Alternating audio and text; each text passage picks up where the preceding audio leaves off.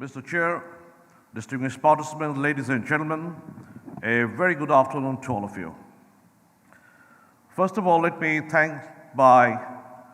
start by thanking the Bengal Chamber and Senators K for this kind invitation, especially to talk about an issue which is absolutely relevant and current. Coming from Dhaka, I also bring you greetings from Bangladesh, a country that is rapidly moving in a number of new initiatives and directions. The strategic and geo-economic shift that has taken place reflects in the very bold and the new concept that we are either talking or debating here this afternoon. But at the same time, I also find this to be a rather extremely bold concept for the reason that the very ingredients of forming an union is not there yet in the region. We are probably jumping the ship in the sense that some of the incremental steps that have to be taken before reaching to the level of an union has to be taken. And otherwise, it could be only a concept on paper and a utopian thought. It is interesting for me also as a former soldier to talk amongst diplomats on this panel where how diplomacy can help in formation of the union. The first and the foremost thing that I see here is that we have not yet forged an identity of the region itself. We talk about the EU, the existing EU, they have an identity before they moved towards the level of the Union. But here in the region what we are talking about, we have not forged a common identity. We also have several nations who have serious, not only diplomatic rifts, but also security differences between themselves. So one of the first steps for the diplomats to work out would be to mediate on the conflicting issues that exist in the region so that it moves to sort of smoothen the path so that those issues could be addressed in forming the union later on. It is important for us also to note here that diplomacy today should not only be a diplomacy between the foreign officers of countries. It's a diplomacy that it should be inclusive of people, people-to-people contact, people-to-people relations through diplomacy is critical. But in our diplomatic fields in the region, particularly in the region from where I come from, we very often see that our diplomats only work towards narrow political ends of the regime in power, sometimes also to the interests of the country, leaving the aspirations of the people. It is extremely important for diplomats today to be inclusive so that people are included in their journey. Our diplomacy today has to be based on economic diplomacy, so that unless the fruits of diplomacy reaches the people, it reaches their dining tables, to their jobs, to the markets, that diplomacy is becoming redundant and becoming meaningless to the people. And that is the way I see that the diplomacy should move. I'm in favor of utilizing a number of tools that are available, most of them classical, to move forward this path of forging a diplomatic toolkit in the hands of our diplomats in various capitals that should be utilized. One of the ways that we as members of the new Eastern Union can move is to forge a cultural identity amongst ourselves that somewhat historically or civilizationally existed before, but had been lost due to years of state formation or the impacts of colonization. That is an identity that should again be worked out so that cultural diplomacy takes the fore in many cases before other tools of diplomacy come into the play. Our diplomacy, especially in relation to the new Eastern Union, has to be completely inclusive. It is pertinent for me to say that none of these concepts practically can move unless it has a clear buy-in from the Chinese. We heard in the morning the perception survey, and you heard the statistics which can be either impressive or disturbing, but that is the reality of life. There has to be an inclusive move diplomatically. There has to be a clear buy-in from the Chinese if we want the concept of the EU to succeed. But I see that terming the concept and using the word IPS or Indo-Pacific strategy can become problematic. Because if it follows the shadow of another strategic initiative, then it carries a baggage that may not be conducive to many countries in the region. A mood by India is welcome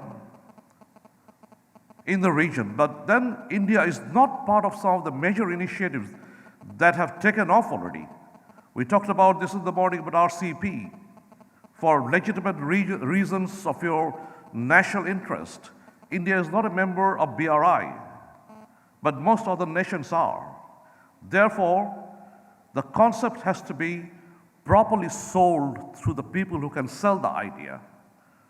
Bangladesh, for example, is an enthusiastic member of both the initiatives and concepts. We are a member of BRI, we are a member of the Indo-Pacific strategy. As a country that borders India's northeast, and we are the link between South Asia and Southeast Asia. Therefore, our interests rise solidly in not only talking about looking east, but we really believe in the concept of look, think, and act east, because our interests lie there. But when I analyze what is happening in that path, I don't get a very clear, impressive picture, for the reason that the trade that happens amongst the countries in the sub-region is very, very unimpressive. We are not trading amongst ourselves. We are not talking economics amongst ourselves. We have not implemented some of the basic ideas that were available on the table. The concept of BIMSTEC, for example, is limping forward with very little success so far. We have not implemented the sub-regional concept of BBIN. It has hardly made any progress. We have not moved an inch in the last 20 years on the concept of BCIM. So we have talked about many things, but we have hardly implemented any of them. And these are all the pathways to move to the east and reach out to the markets in the east, reach out to the people in the east. The BCIM corridor that would have linked China to Myanmar to Bangladesh and to India in Kolkata was an effective highway linking this part of the subcontinent to the east, but it has been on the drawing board for the last 20 years without a success. I therefore feel that our diplomacy has to be action-oriented so that we not only talk in the conferences, but we can show tangible results on the ground and implement them. Our diplomacy has to be also looking forward. When I talk about people-to-people connectivity and linkages, I lay great emphasis that our diplomacy has to be digital. We are looking at digital connectivity between people. We should be looking at digital pathways and highways so that countries are not only linked, but they use the digital world for the economic benefits of their connectivity and the relationship. In many ways, the Eastern Union also has a number of strengths and advantages. And in that, I see that This part of the world alone had close relationship amongst themselves. They were some of the largest economies in the world. If you go back 250 to 300 years, China and India alone generated 55% of the global GDP. And that contribution of the GDP came down to 17% by the time colonization ended. So what we are saying is implementing the ideas that can bring benefit to our countries, to our people, to their welfare, to their well-beings. And these are ideas that should not be confined to papers, but the benefits must reach the people, and that will create the synergy amongst the people and the states to form the Eastern Union. I thank you all for your patient hearing. Thank you.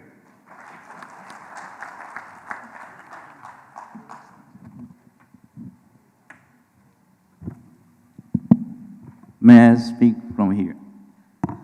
Thank you very much, Chairman. And actually, let me omit the protocol, but I have to say thank you for inviting me this session. Actually, I was a little bit reluctant to accept to speak on this issue. Why? Very easy. Very easy means that Eastern Union, okay, Eastern Union, okay, think about the fact and future. Okay, in Asia, we don't have such strong institutional mechanism, which we can say a kind of union. So this topic is about the future. So as a humble civil servant and a diplomat, I'm not capable to talk much on that. What should be, but I thought, knowing that basic idea about one is my government and what we can do. Of course, my government has been advocating the free and open Indo-Pacific last several years. And with that, our basic pillar of this open and free and open Indo-Pacific is that three pillars. That one is promotion and establishment of rule of law, freedom of navigation. Those things are all come to here, and pursuit of economic prosperity by improving through the quality infrastructure or better trade system, okay, and commitment for the peace and stability, including, for example, capacity building on maritime law, enforcement and cooperation on various issues like anti-piracy and HADR cooperation and non-proliferation, etc. So these three pillars. And in this regard, we are very open. Actually, the condition is this idea is not exclusive. It's very much inclusive. Those who has same objective or interest will be the part. So we don't say that this is a rather hard membership or not, rather.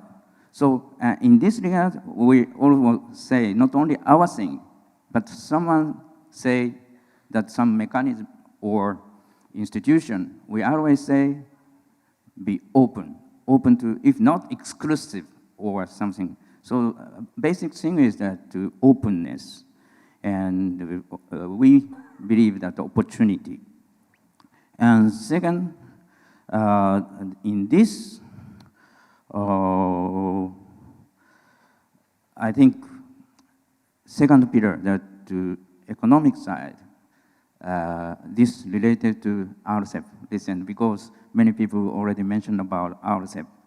I really wish India will be with us from the very beginning when we start RCEP.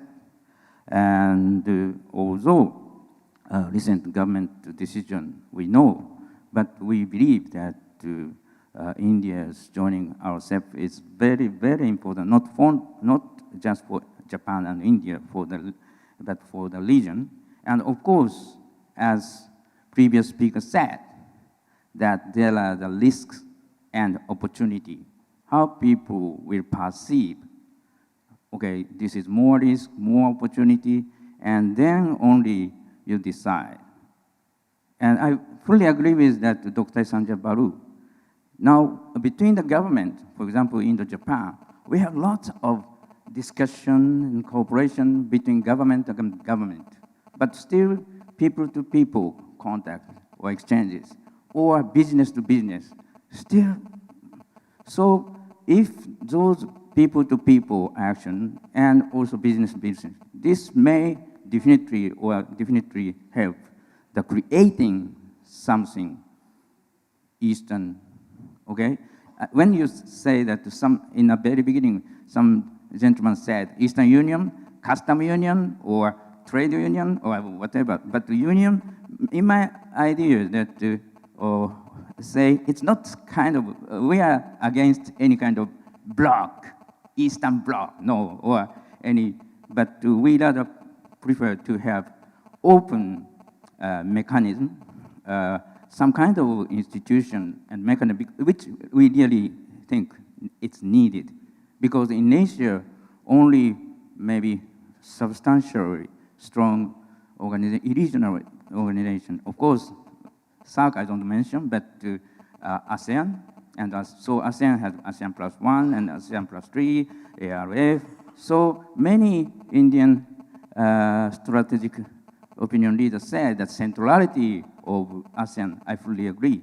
This is okay. So if we, based on the existing institutes, the ASEAN is one thing very important, but if you talk about that quite a new thing, the basic idea is that for us, inclusive, not exclusive, and open. And as General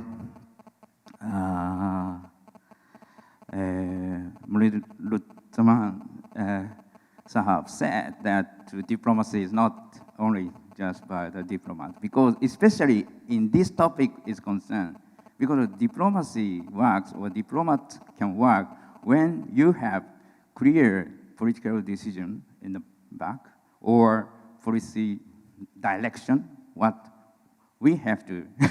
So in that context, sometimes we do bilateral, sometimes multilateral.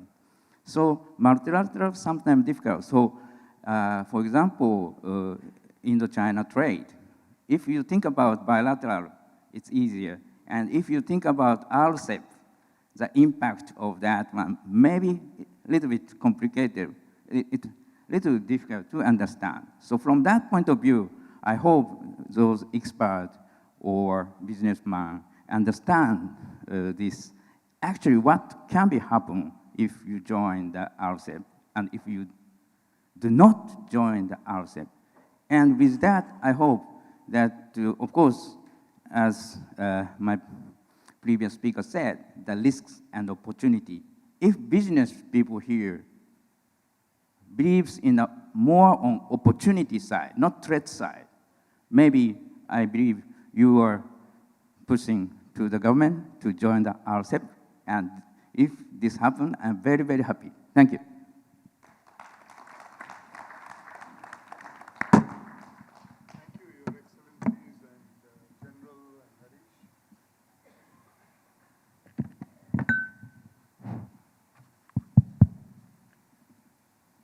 I'll just take a few minutes and put across some other points related to the subject of diplomacy, related to the new Eastern Union, as also a few of my views on the subject, which directly influence the Act East policy and so on. Looking at it selfishly from an Indian point of view, I honestly don't think we have an option but to join RCEP. And hopefully Delhi will see reason, and we join the RCEP not in the not too distant future. Irrespective of the Commerce Minister making a statement yesterday that we won't. A few other aspects of very recent diplomacy and diplomatic efforts which need to be looked at when you look at the issues related to the Eastern Union.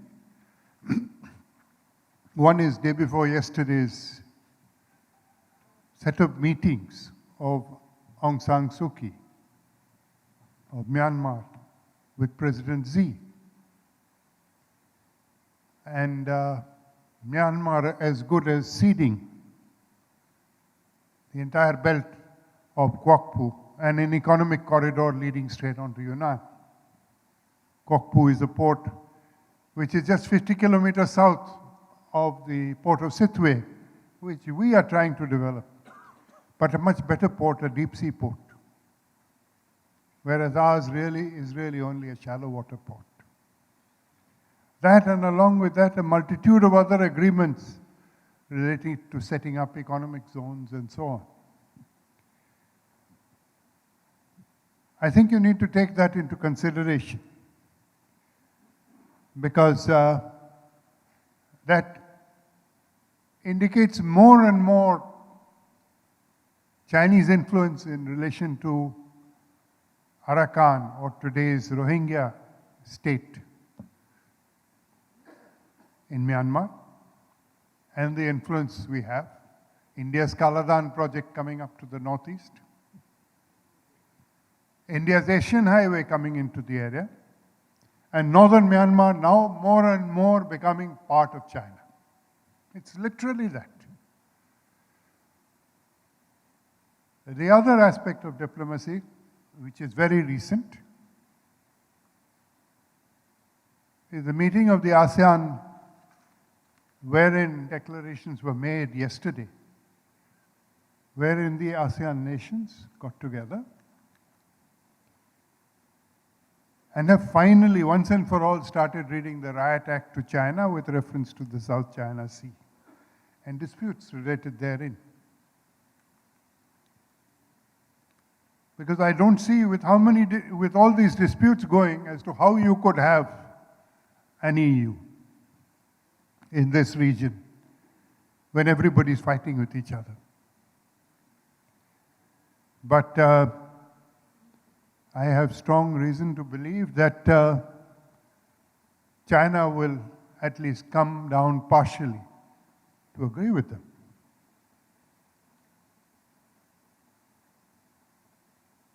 The next issue that is important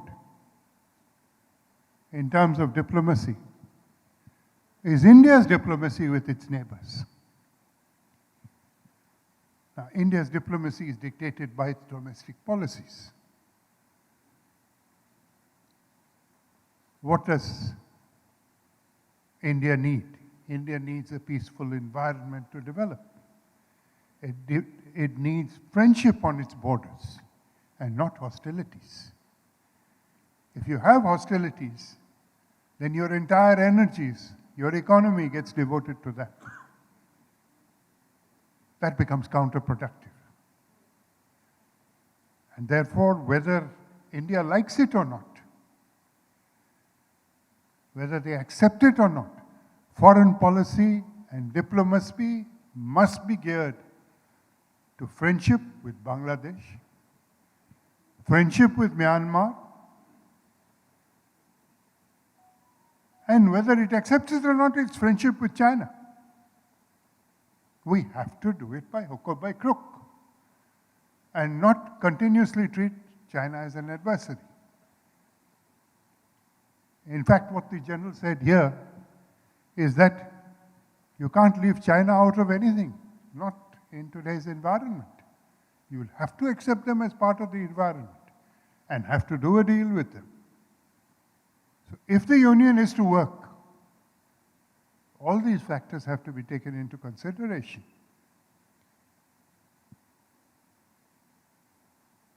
The last point I have with reference to diplomacy is because of our domestic politics, which have now become more fervent and unfortunately more violent, people are pulling out as far as investment is concerned. And our economy is in turmoil. You must remember, For economy to develop, it's all up here. It's not just in skills. You have to be psychologically tuned for your economy to develop. Then only will it work. Now, I'm going to end on that note. I must congratulate our speakers, all four of them, His Excellencies, General Muni Ruzaman and Harish, for excellent presentations. Any questions you've got, we'd try and take them on. Yes, sir. May I, sir, ask a question? On ground,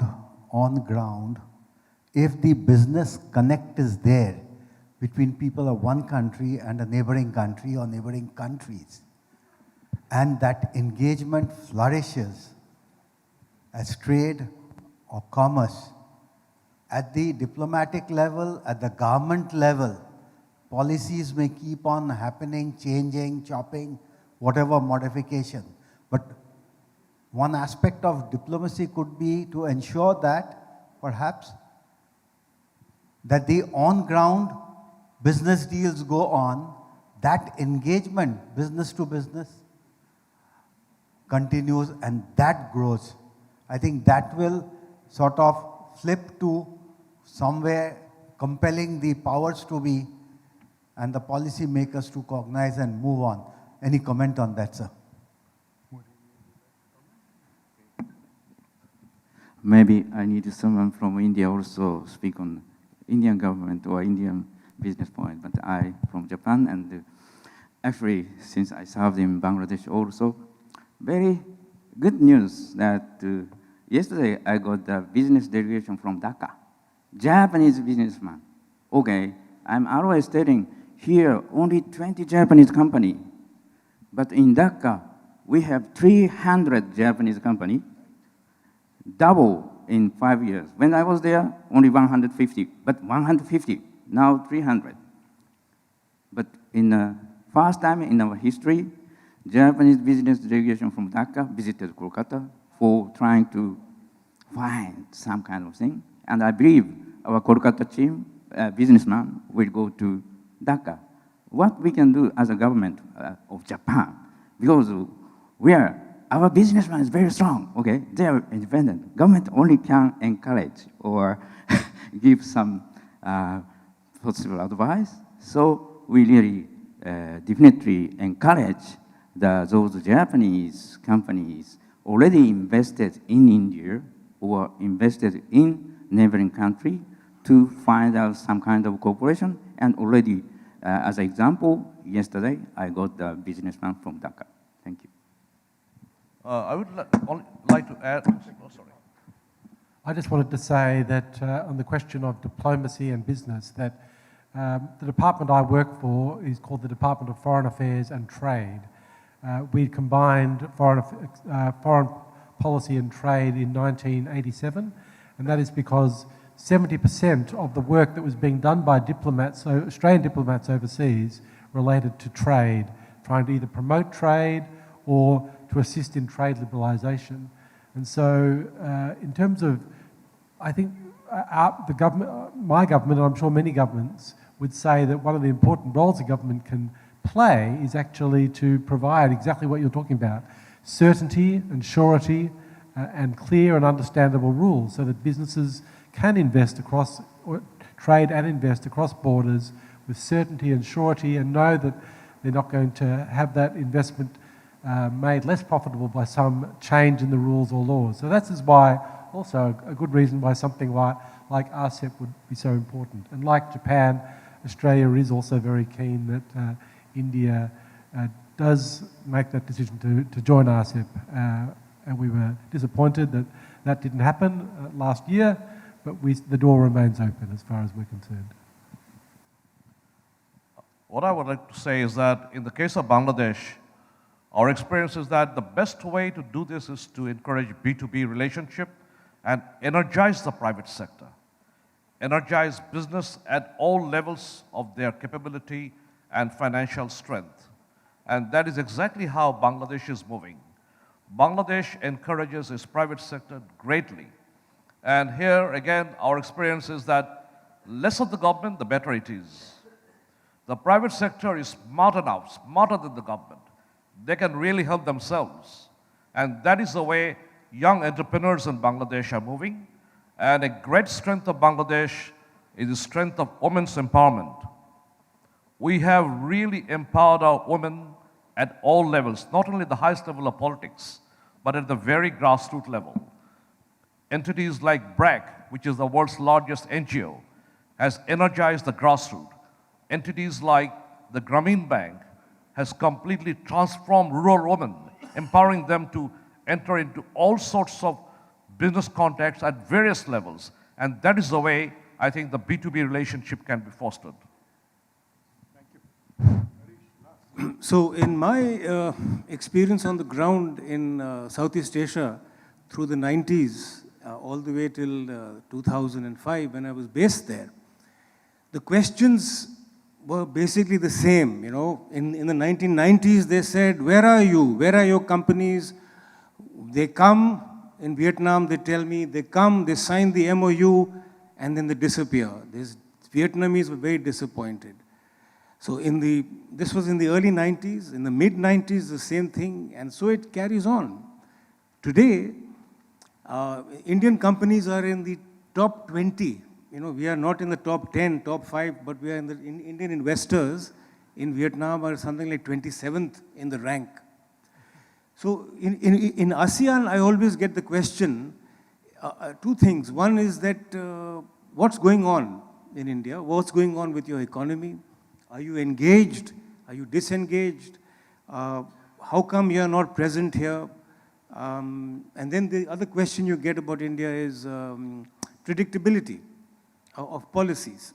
You know, through the 90s, the memories of IBM and Coke being booted out by a certain prime minister were still fresh. So now India is, of course, engaged currently with ASEAN very closely. And a lot of work is being done at the sectoral level. So India makes great diplomatic successes. Our diplomats do a great job in forging these linkages. But underlying the linkages, there has to be people-to-people connection. There has to be business-to-business connection. And that's where the carpet is being taken away from under the Indian community, and from under the businesses. Thank you. I think we'll leave it at that. We're running short of time, so we won't take any other questions. I'd like to end by thanking our speakers. They've done an excellent job. And on behalf of both Bengal Chamber and SNSK, thank you very much.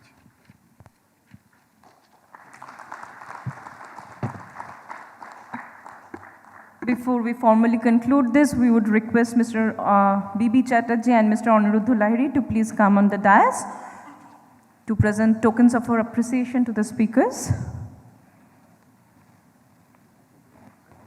We would request Mr. Chatterjee to please present tokens of our appreciation to Mr. Masayuki Taga and Mr. Andrew Ford.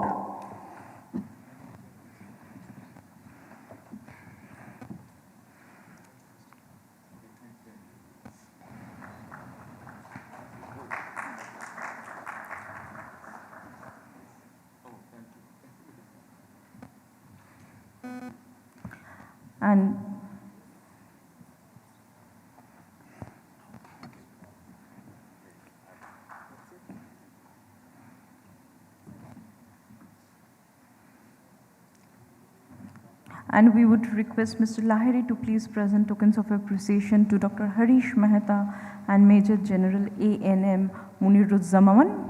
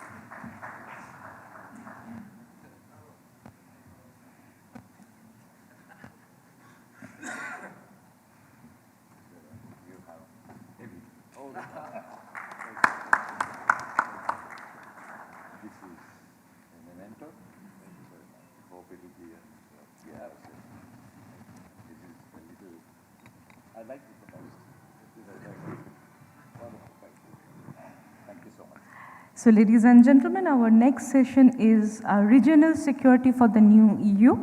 So, when we are talking about regional integration, this topic, regional security, without this forum would have been incomplete. So, this session would be moderated by Mr. Anil Mukherjee, who is Chief Executive and Managing Member of Tollygunge Club.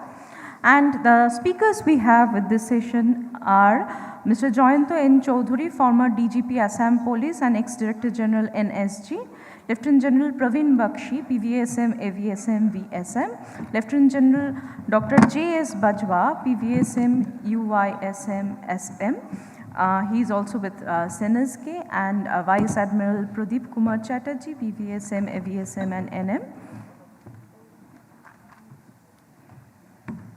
So we'll take a minute's time to change over for the next session, and we would request the speakers and the moderator to please join us on the dais. As we set up, this is few words about to introduce Mr. Anil Mukherjee. He is a tea industry marketing professional. He held senior appointments with some of the best known companies of the industry, including J. Thomas and Company and Williamson Tea Assam. He has an abiding interest in military history with particular focus on the Indian Armed Forces from World War II onward.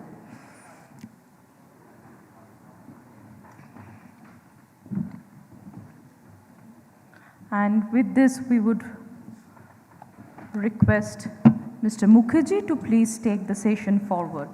Good evening, ladies and gentlemen. I'm not going to take too much time to start the debate, start the discussions, because the EU, the new EU, has been defined and redefined several times today.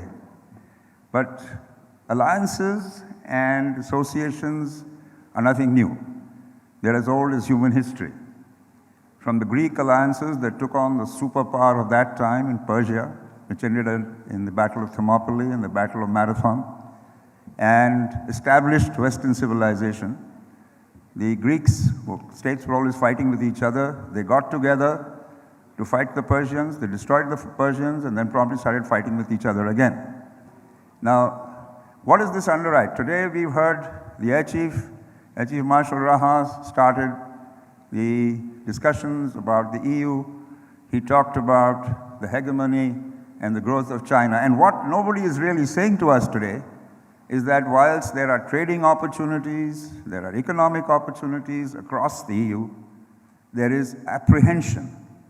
There is apprehension about the elephant in the room. And somehow we have to address that. General Mukherjee made a very valid point that you cannot isolate China.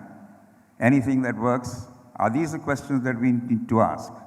The fact is that everything driven, every alliance, every association is driven by national imperatives.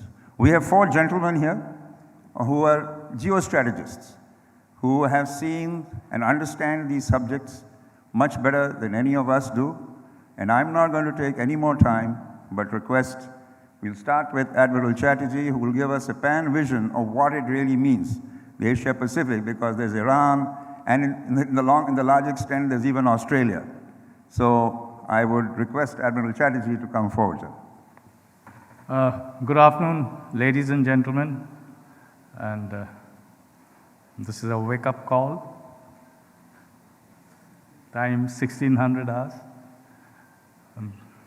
Thank you, Chair, for that generous introduction and for having the stage set so aptly for the discussion. Without further ado, and why I say so is because I have to cover a huge ground in just about 7 or 8 minutes. I would try and give you a very broad and generic view of what the security situation is in the entire Indo-Pacific, because most of the countries that we are dealing with or we would like to be a part of the new proposed EU, are all contained within this huge area. Right. So the security architecture of the Indo-Pacific relies heavily on the United States, and that is undeniable. And however, the US supremacy is being challenged by China in the Eastern Pacific especially.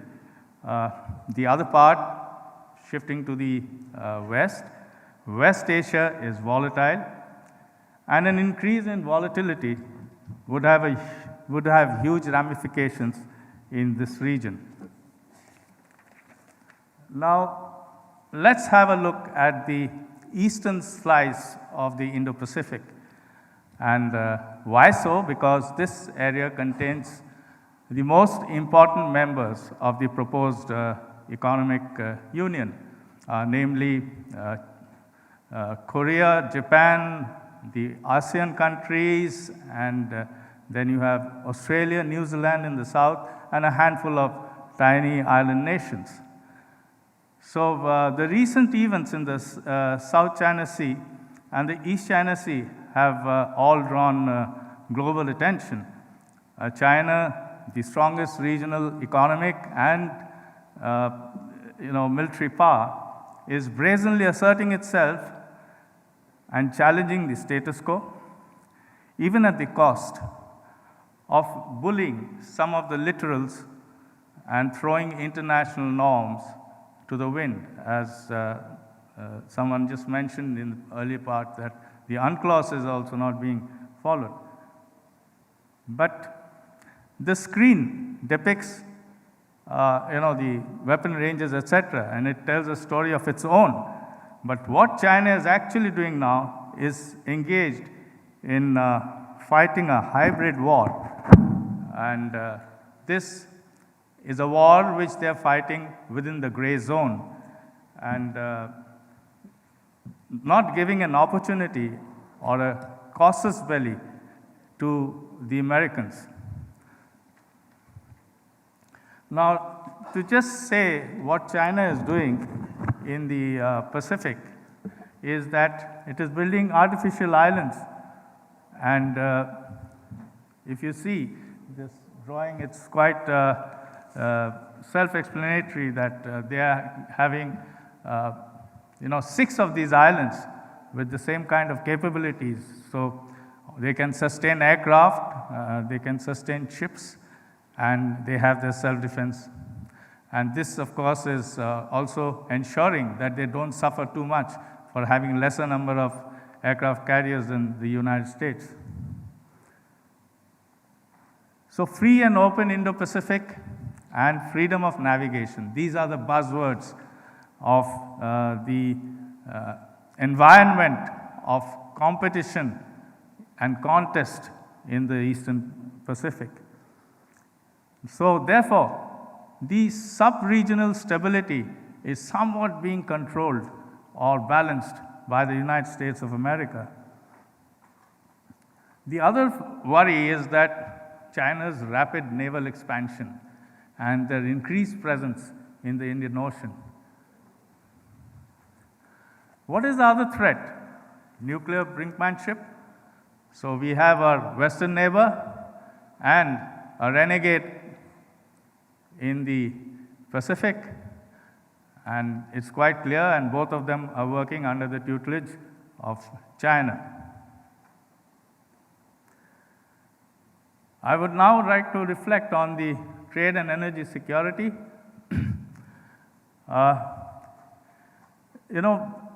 India and China, for both of them, energy security is the Achilles heel. And talking about and if there is any action or a volatile Gulf of Hormuz would create a problem in our energy security scenario. Whether it is a US high-handedness with Iran, or there is a conflagration between India and Pakistan, or India and China, or India with both of them. So this is a very important issue. But at the same time, the Chinese have a double whammy.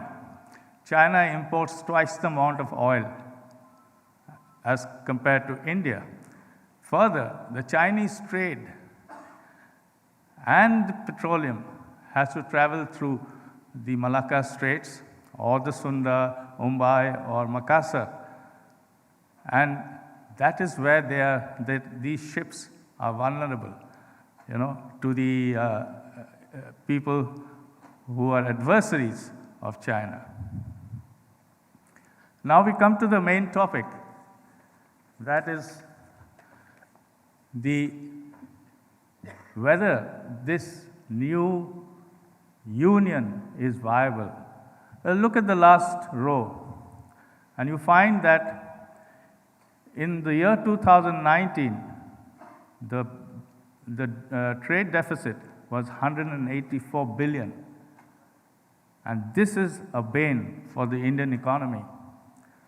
Now, some of the letters are too small, and that has been done purposely because for you to get the bigger picture. So please focus on the bigger picture, the deductions. So as you can see, all these 20 nations are a part of the proposed union that we are talking about. And they contribute 133.67 billion out of 184 billion of our trade deficit, which is a whopping 72.5%. And the trade surplus, mind you, comes from only 7 nations who are listed in this, amounting to 15.1 billion. Nepal tops the trade surplus list with 7.1, and the SAARC countries shine. Now, USA is not included, and USA gives us a trade surplus of over $16 billion. Now, the other significant thing is that we have multiple trade agreements with all the nations that were listed. Just have a look. One can be emotive about a lot of things, but when you're looking at security, when you're looking at feasibility, you have to examine the hard facts and then base your judgment. It's all nice to be emotive and, say that we want this and that. So as you can see, it's evident that we have multiple trade agreements with most of them, and one is under negotiation, that is the beamstick. So in conclusion, I would say that it is a derogatory step at this juncture. What you would do is open the floodgates for further tariff concessions, and this would be harmful to the domestic trade and will worsen the trade deficit scenario. The exclusion of US would be detrimental to India's growth trajectory, because please understand that the US is an ideal vehicle for any developing nation for economic growth. There will be an appropriate time, maybe a decade or even later, when there will be adequate traction for forming a group like this. And that too with the exclusion of China. I will leave it at that, and we are open to questions during the Q&A. Thank you. Thank you, Admiral Chatterjee. The Admiral has taken a very, very clear view that a new EU, if it has to have relevance, has to be able to be of collective strength to stand up. And yes, as General Mukherjee had said, you would need to incorporate China, but more as an equal rather than be subordinate. I think that's the central point that the Admiral has made. I'm very pleased to invite Lieutenant General Dr. J.S. Bajwa to take the dais. General Bajwa is an acclaimed specialist in China. His last book, in fact, which is yet to be read by most, is on the geopolitics of the region. And I'm sure he'll give greater insight into all that we are discussing today. Thank you. Namaskar and pranam to you all. I believe that any new idea cannot be offhandedly dismissed as unviable. And the same thing goes with the Eastern Union. There will be challenges, there are difficulties, and we need to understand and look into these aspects and see how best it can be made into a viable proposition. To go back to how this idea generated or germinated, it was a borrowing from the European Union. So it would be prudent to just check out that how did the European Union start itself. The European Union, as you're aware, as any exercise in creation of that union was a structure which naturally occurred. And it happened after the Second World War. It started in 1951. In 1951, 6 nations got together. They were Belgium, France, Italy, Luxembourg, the Netherlands, and West Germany. They got together and they formed something what was called the European Coal and Steel Community. Based on that, and this came into effect in 1952, it was to create a free trade amongst these countries in the Union. Most of the others had not joined and didn't want to join. And this situation carried on for quite some time. In 1957, there was another treaty, the Rome Treaty. 2 treaties were signed there where the supranational institutions came up. And this treaty included the European Atomic Energy the Community and the European Economic Community. So you see that it is a very gradual process that these 6 countries carried on, and it was only in 1993, the Maastricht Treaty, when the European Union came into effect. It took 42 years from 1951 to 1993 for the European Union to get into shape. So to expect Eastern Union to come up overnight is something that is being too optimistic about it. Central to to anything in this Eastern Union is going to be ASEAN. And ASEAN has had its ups and downs. If you dwell into the creation, the first question that comes is, what is Asia? When you talk of Europe, Europe is an entity which is, ethnically similar. They're well connected amongst each other. They're all democracies. So now translate that and see what is there in the eastern areas. And you take the aspect of ASEAN or Asia. What is Asia? Who defined Asia? It is the Britishers, or rather the Europeans, who defined Asia, that everything which is not European in the Eurasian subcontinent became Asia. So Asia has too many parts, and they are all very different. Whether it is East Asia, you have North Asia, you have Southeast Asia, South Asia, you got Central Asia, and you got the Middle East or the West Asia.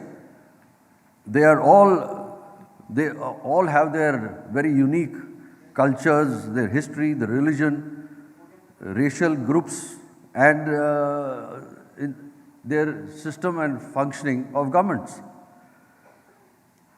And in this area, there are 2 countries which stand out, which are India and China, because of their large geographical mass, as well as their large populations.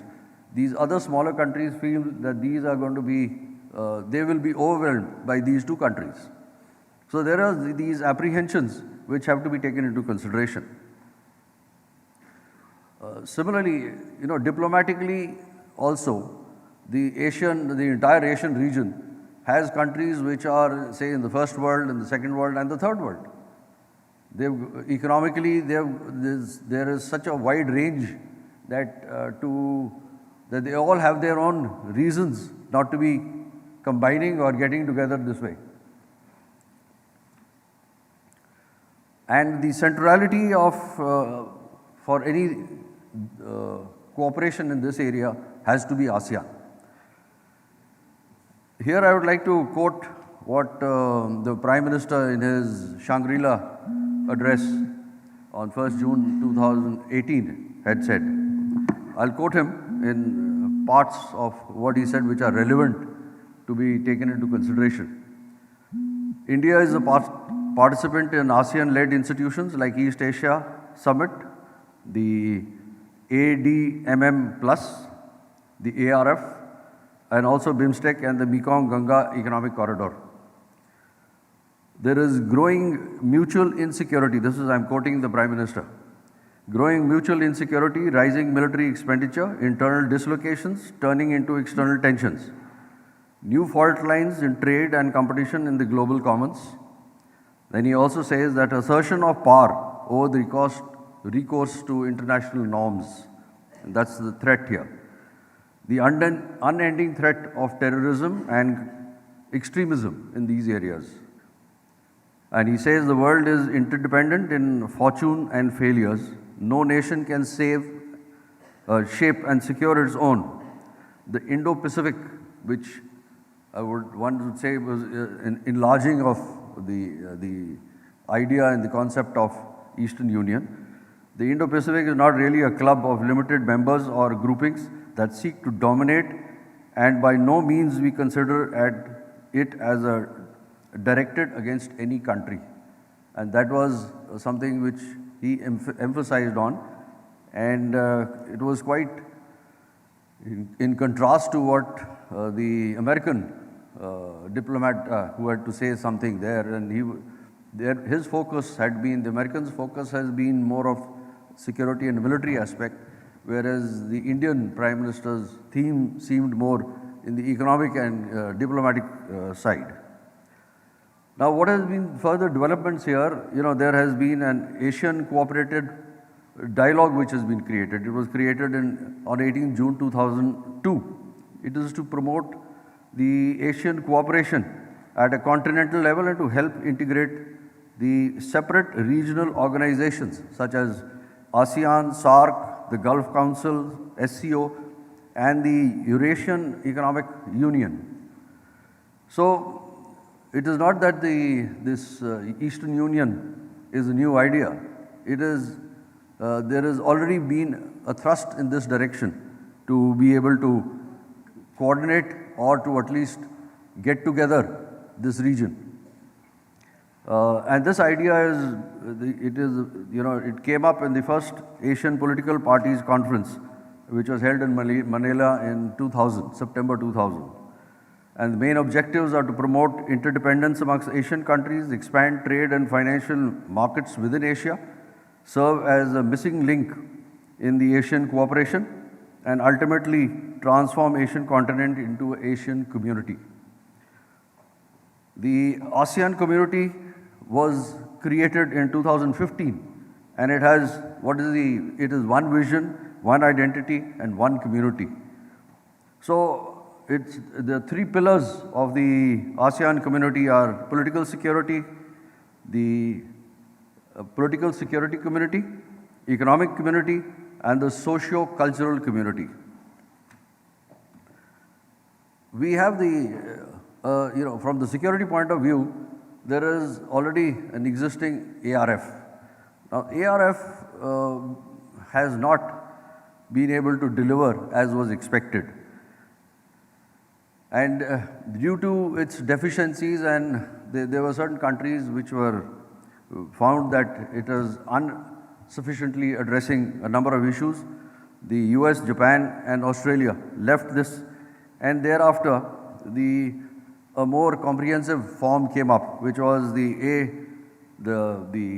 AD, that is ASEAN Defense Ministers Meeting and the ASEAN Defense Ministers Meeting Plus.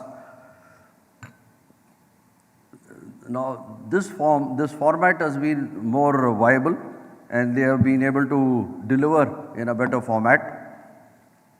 The ADDM Plus has identified 5 priority areas. It's maritime security, counter-terrorism, the HADR, that is the humanitarian assistance and the rescue and disaster relief. peacekeeping operations, and military medicine. Under the ADDM, they've conducted scenario-based tabletop exercises and heliborne evacuation and the HARD systems. However, in the system of the ADDM-MM+, they have conducted the humanitarian assistance and disaster relief. They have carried out exercises which involved military medicine, maritime and counter-terrorist exercises, and each involving approximately 3,000 personnel. Looking at India, we've got bilateral ties with most of these countries in ASEAN. The Indian Army has been, in the last, I would say, 5 or 6 years, been carrying out exercises with 4 countries from the ASEAN. And there is one multi-level or multilateral exercise under the ADMM+. The Indian Navy has carried out exercises with 4 ASEAN countries, and it excludes 3 which are multilateral exercises involving ASEAN countries also. While the Indian Air Force has had 2 exercises, and it has carried out 1 multilateral exercise. Interestingly, China does not carry out any exercises with any of these countries. China has only carried out exercises with the Russians. And China has its own apprehensions of carrying out exercises of this sort. They have always limited themselves because of the PLA's role, which is basically to ensure the stability of the government and ensure that the CPP or CCP is in fact protected. And when you look at the arms exports, the maximum arms export from China are coming into the Asian region. And the biggest recipients of Chinese arms are Pakistan and Bangladesh. And the third one is a non-Asian country, is Algeria. In 2018, the Chinese arms export came to the level of approximately $1.04 billion. And 70% of that was coming to Asia. General, I would request you to conclude it there. Thank you. India does not export arms to anyone, and in fact, I remember the fuss that we create in giving arms or ammunition or any such military equipment assistance to the neighboring countries. We were doing that, sending 2 bulldozers to Myanmar. It was such a huge drama that was being created there at Moreh, just to give these 2 bulldozers. Same thing we did with to Pakistan when we give them 75x24 howitzers. So we need to be a little more proactive on that. And of course, as has already been said, India is not there in the APEC, the EPIC, and the RCPE. We have to look at our own interest, and whatever decision is taken in this context should be, I think, it is actually the reticence of our own businessmen, as the businessmen are not used to competition and they are not used to failures. They have been always protected. So that is why our own businessmen do not venture out into these areas, and that is being restricting our ability to be able to be present in these parts of the region. Thank you very much. Thank you, sir. Thank you, General. I think the point he made, General Bajo was making, is that yes, there's already a genesis of the Eastern Union, but there are a lot of issues in between countries, and it's going to take a lot more time before it can fructify into something really meaningful. I would now request General Bakshi. General Bakshi is one of the best-known army commanders that India has ever been privileged to have, and I'm sure he will give an insight. He's of an overview on this whole issue. Anil, I've set my timer, which you won't get to see. Good afternoon, ladies and gentlemen. At the outset, I must compliment the people who conceptualized today's discussion or theme on the new EU. I think it's a very bold and very, very new theme. It's so new that it doesn't show up on Google also. I did try to see, hopefully after today, it will be visible on Google. And then I think SENERSK and BCCI would have made its mark. Anyway, I wish them all the very best. But from whatever I could gather, the new EU or Eastern Union is actually a space, characterized by a space which encompasses the Asia, Oceania and the Indo-Pacific region. And it signifies a shift from the west to the east, and I'd like to add to that a wee bit of nudge from the north to the south. As we all acknowledge today, that the center of gravity of world affairs is going to be shifting to Asia. And to that extent, I think this concept has its relevance. Now, what will I be speaking on today? Before I get on to it, it's largely a maritime-centric area we're talking about. And the danger of speaking after a speaker like Admiral Chatterjee, who's been from the sea, is that when you talk about matters of the sea, people like me are largely at sea. But having said that, I'll try and hold my own, and I'll be talking about, firstly, what are the dynamics of the strategic brinkmanship in this area? Who are the major players? What is their strategy? Where do the other Committee of Nations fit in? And what should India's strategy be, or how does it affect India? Just these three things. I'll not talk about the flashpoints and threats and challenges because they are all too well known. Talking about the dynamics of strategic brinkmanship, it is essentially vectored by a multi-civilization Committee of Nations which are polycentric, economically interdependent, and living in a fermented security environment. And that essentially is characterized by 4 C's. The 4 C's are competition, cooperation, conflict, and challenges. Essentially, the competition part is on the strategic resources, on influence, on the arms race, nuclear proliferation. Cooperation, we all understand, is on economic activity and non-traditional security threats.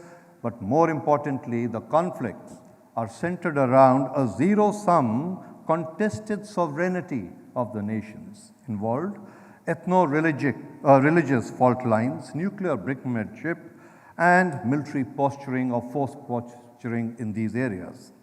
The challenges arising out of all this cauldron are really the great power rivalry by the US, China, and increasingly the regional players are asserting themselves for a space of their own. There's a gray zone of conflicts, as we've seen in the South China Sea, and most importantly, there is an absence of any conflict prevention and conflict resolution mechanism. The UN, International Court of Justice, as we just saw in their what they had given out against China's creeping policy, it's losing its relevance.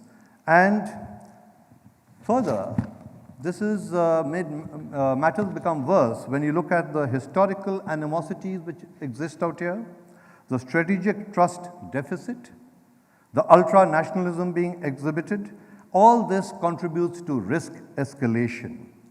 And of course, when you look at the contrasting forms of governments involved, we are looking at perhaps a quest for a new world order to be established in this region. Now, coming on to the second part, what in essence is the strategy of the key role players here?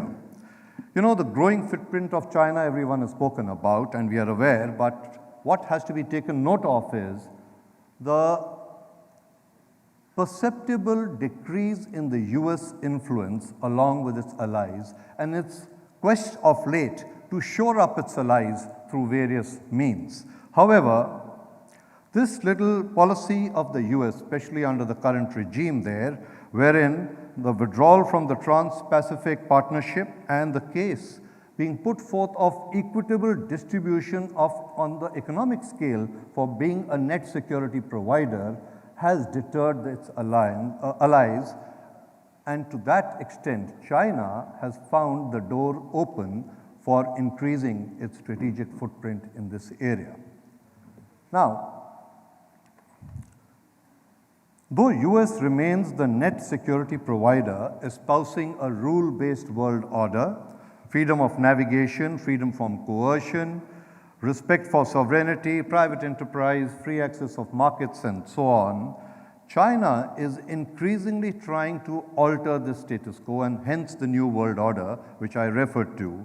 And as we have seen, it paid scant regard or respect to the judgment of the International Court of Justice as far as the islands went. Where do the ASEAN countries fit in? Much has been spoken about it, but they are central to the region that we all accept. They have taken a more pragmatic approach, and they base their strategy on maritime cooperation, connectivity, sustained development, and economies of their own member nations. Australia is hedging between US and China. On the one hand, it aligns itself with the US strategy, but on the other hand, it is looking at economic gains which can be accrued from its relationship with China. And to that extent, it is also deepening its relationship with or ties with India, Japan, and South Korea. Talking about Japan, it remains firmly aligned to the US, but it eyes China with suspicion. And it wants promotion of infrastructure, not only in the East Asia region, but beyond it, extending into the Middle East and perhaps east of Africa. It is characterized by increasingly strategic assertiveness in this region. Russia is wary of the Indo-Pacific concept, as somebody alluded to the Raisina dialogue in the morning, and it terms it as divisive. It seeks a diminished role for the US and considers itself to be rightly placed for a pivot of East Asia. It seeks to re-establish its military presence, and its military prowess has never diminished to the extent which the world thought it had. The latency of its military prowess is very much intact. Now, having understood the role play of these various players, what is the US and its allies doing to retain their influence in this region? You know, they have taken multiple steps on different levels, but essentially it is an enhanced force preparedness, getting the allies to go along, in which India is very much part of, and it wants to promote a networked region and strengthen regional institutions. I'd like to mention about two initiatives recently which may have escaped the notice of some. The BUILD concept, that is better utilization of investments leading to development. This is a bill passed on 5th October 18, and it to create a US International Development Financial Cooperation Fund with a $60 billion cap to it. And the second is the ARIA, that is the Asian Reassurance Initiative Act, which was passed on 31st December 18 for political, economic, diplomatic, and military initiatives in this region. I won't even mention about the Quad because somehow, for various reasons, it's not taken off in the way we had envisaged, perhaps due to the reticence of India on this matter. What is the Chinese counter to it? As one leading analyst, General B.K. Sharma, if I may mention, he's the director of USI now, he talks about the Chinese counter-intervention strategy. And essentially what it is to become the preeminent power in this region, undermining US's alliance systems and economic inducement laced with strategic coercion in this region.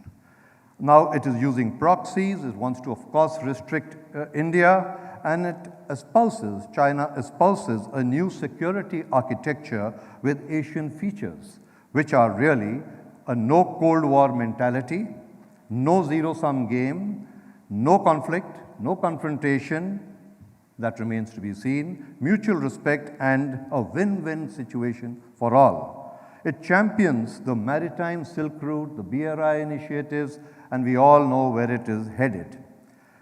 Its strong deterrence capability has seen it being emboldened in its quest. However, its blue water navy is one weak spot still, which it's trying to correct, and we're still decades away from being a challenge to the US and its allies in the foreseeable future. However, it has decided to take a lead in niche technologies like AI, quantum physics, and that's where I think eventually the future security battles are likely to be fought. We are going to move away from kinetic energy to non-kinetic energy forms of warfare like cyber and space-based systems. Now, coming on to India's strategy, I'll quickly sum up now. Essentially, it's an extension of its look east, act east, and I like what somebody said this morning, think east policy. Our strategy has been characterized more by hedging and by dodging rather than distinctiveness. You know, China is a proximate power and US is a distant power, and historically you use a distant power to balance out a proximate power, but India's quest for nuanced strategic autonomy prevents it from openly aligning itself with the US, notwithstanding all those treaties which we have with it. However, we need to avoid a strategic trap. For this region, we have to decide whether our policies are going to be, or our strategy is going to be against China or inclusive of China. We really clearly haven't articulated our stand on this. We have already espoused, our Prime Minister, the concept of Sagar, which is security and growth for all in the region. But on the other hand, we also align with the US principal stand of the rule-based world order, freedom of navigation, etc., etc. So, our strategy essentially is one of nuanced strategic autonomy, and that is a sine qua non. We need to assume leadership of the committee of middle powers and bring them as a regional partnership or an organization to be taken of note by these key players who are slugging it out amongst themselves. We need to balance relationships between the major powers, the middle powers, and not to leave out the small powers. And that, in a sense, we need to also leverage the historic strategic relationship India had with Russia. I, for one, lay a lot of store by the latency in Russia's assertiveness in this region in coming times. To sum up, being an imaginative space, the Eastern Union will be a construct of contested interpretations characterized by warring visions and opposing strategies by the multiple stakeholders. US, China, and the Committee of Middle Powers and Small Powers will define the policies of the region as they emerge in times to come, with multiple possibilities being thrown up, and nobody can clearly articulate where are we headed. We can only conjecture. But in my opinion, cooperation and competition replacing conflict to address the challenges of the future will help this region to grow exponentially. And herein lies an opportunity for India to play a pivotal role. Thank you. Thank you, General Bakshi. The central theme was India has to stand up and accept a leadership role and take along with it, not fight, but include and be inclusive and accept that destiny has given her a leadership role.